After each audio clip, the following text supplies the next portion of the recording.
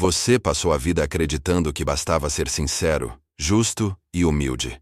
Que a sua essência seria reconhecida e valorizada por si só. Que, sendo verdadeiro, o mundo naturalmente te enxergaria com respeito. Mas então vem Maquiavel, há mais de 500 anos, e atravessa esse idealismo com uma única frase que soa como um punhal. Todos veem o que pareces ser. Poucos sentem o que realmente és. Essa sentença não apenas fere, ela revela. Revela que o mundo não responde à sua essência. O mundo reage à sua imagem, ao impacto que você causa, ao respeito, ou medo, que você desperta. É duro, sim. Talvez até cruel. Mas é real. E enquanto você viver esperando que percebam sua boa intenção, continuará sendo ignorado por aqueles que sabem jogar. Porque a vida, queira você ou não, é um jogo de percepção. E Maquiavel, diferente do que muitos pensam, não escreveu para ensinar a manipular. Ele escreveu para ensinar a sobreviver.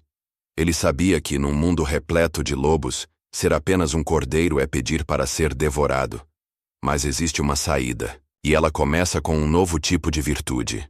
Não aquela virtude pregada pelos moralistas, que exige pureza, submissão e passividade, mas a virtude maquiavélica, aquela que combina coragem, inteligência estratégica, frieza emocional e uma presença firme. Maquiavel dizia que o príncipe, aquele que quer governar sua vida em vez de ser governado por ela, deve ser como dois animais, a raposa e o leão.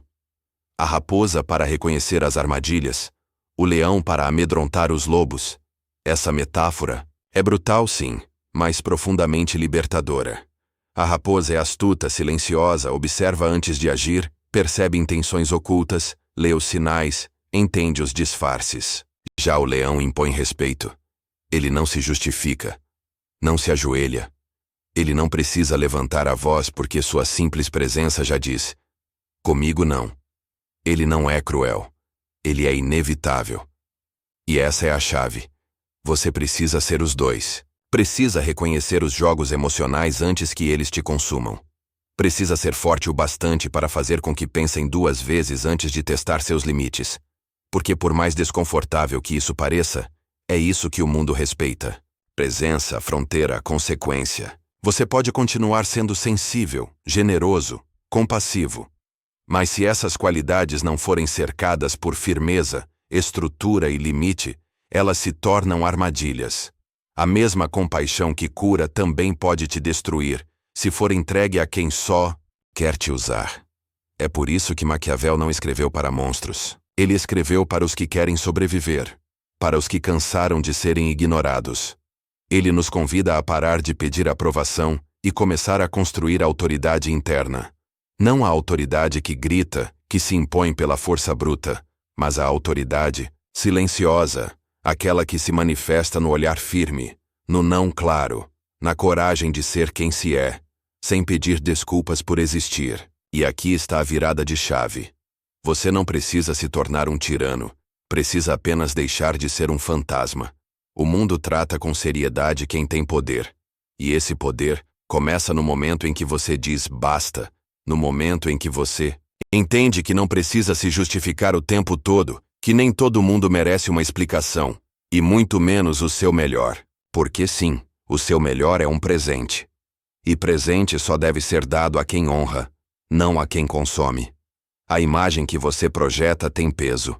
E se você se apresenta como alguém sempre acessível, sempre gentil, sempre disposto, você será tratado como um recurso. E recursos podem ser substituídos, descartados. Mas quando você chega com presença, com postura, com limites nítidos, você começa a mudar a forma como o mundo te enxerga. E mais importante, começa a mudar a forma como você se enxerga. O maior poder que Maquiavel ensina não é dominar os outros. É parar de ser dominado pelo medo de desagradar. Você pode sim ser amado, mas ser levado a sério, ser respeitado, é muitas vezes o caminho mais seguro para uma vida verdadeira. E respeito, ao contrário do que muitos pensam, não nasce da docilidade, da passividade, da tentativa desesperada de agradar. Respeito nasce da coerência entre o que você sente e o que você permite. Respeito nasce da capacidade de dizer não, sem culpa, de se posicionar mesmo quando isso incomoda, de se manter inteiro mesmo diante da desaprovação. E é aqui que mora a pergunta que mais assusta. Você quer ser amado ou quer ser livre? Parece cruel, mas é uma escolha inevitável, porque a obsessão por ser amado, quando nasce da insegurança e da necessidade, se torna uma prisão. E pior, uma prisão sem trancas, porque quem segura a chave é você mesmo. Você não precisa de correntes quando tem medo de desagradar. Não precisa de censura quando vive se moldando para caber na expectativa dos outros. A verdade é que o desejo de ser visto como alguém bom, legal, agradável, muitas vezes não nasce da virtude, mas da vergonha. Uma vergonha antiga, escondida, silenciosa, que se disfarça de humildade e se veste de gentileza. Mas no fundo, é só a crença de que você não é suficiente do jeito que é. E aí, você sorri quando quer gritar, perdoa quando está ferido, se adapta quando o certo seria partir. Até o dia em que percebe, você não sabe mais quem é. Tornou-se o reflexo da necessidade dos outros. Tornou-se invisível para si mesmo. O homem que vive apenas para ser amado será sempre escravo do olhar alheio. Já aquele que deseja ser livre deve estar disposto a ser incompreendido. Essa talvez seja uma das lições mais duras e mais libertadoras de toda a jornada. Porque a liberdade verdadeira exige coragem. Coragem para decepcionar, para contrariar, para ser mal interpretado. Coragem para não abaixar os olhos diante da reprovação. Coragem para sustentar o próprio valor mesmo quando ninguém mais parece enxergá-lo. Mas não se iluda. Esse caminho não é fácil. Ele não vem com palmas, não vem com aprovação. Ele vem com silêncio. Vem com solidão. Vem com o desconforto de ser quem se é, mesmo quando o mundo inteiro espera outra coisa de você. E é nesse desconforto que mora a transformação. Porque quando você decide parar de viver para agradar, algo muda. Você não pede mais carinho. Você escolhe para quem oferece. Você não suplica mais por atenção. Você define quem merece estar perto. Você não grita mais por reconhecimento. Você se reconhece. E essa mudança é irreversível. Você passa a andar diferente, a falar diferente, a olhar nos olhos sem medo. E de repente, o mundo começa a responder. Não porque você grita mais alto, mas porque agora sua presença diz tudo. Porque agora você parou de ser espectador da sua vida. Agora você assumiu o papel principal. Você deixou de ser súdito da opinião alheia e se tornou príncipe de si mesmo. Sim, você pode continuar sendo uma boa pessoa, mas não uma boa pessoa às custas da sua alma. Não alguém que sorri enquanto engole o choro. Não alguém que perdoa o imperdoável só para manter a aparência de equilíbrio. Ser bom não é aceitar tudo calado. Ser bom não é ser submisso, passivo, domesticado. Porque se for assim, então você não é bom. Você está apenas treinado para sobreviver sendo inofensivo. E ninguém nasceu para isso. O mundo não precisa de mais gente que se cala para não incomodar. O mundo precisa de gente que tenha coragem de existir por inteiro, que diga o que pensa, que imponha limites, que diga não sem se sentir culpado, que escolha a si mesmo, mesmo quando isso significa desagradar os outros. A bondade verdadeira não está em se anular, mas em se respeitar.